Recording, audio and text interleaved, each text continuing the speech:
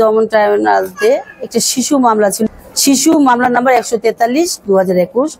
আইনের সহিত সংঘাত জড়িত শিশু মোহাম্মদ নাসিরুল ইসলাম নাসির, পিতা মোহাম্মদ মানিক মিয়া, স্থায়ী ঠিকানা উত্তর ধোবাকল বালাপাড়া হিন্দুপাড়া, থানা পার্বতীপুর, জেলা দিনাজপুর। এর বিরুদ্ধে আনিত অভিযোগ ছিল 2000 সালে নারী শিশু নির্যাতন দমন আইনের 9(4) খ ধারা আনিত অপরাধ প্রমাণিত হওয়ায় শিশু আইনে 2013 এর 34(1) ধারা মতে তাকে 1 বছর আটক আদেশ এবং 1000 টাকা জরিমানা করা হলো। উক্ত জরিমানা না দিলে আরো তার সাথে 1 মাস আটক আদেশ ভোগ করিবেন।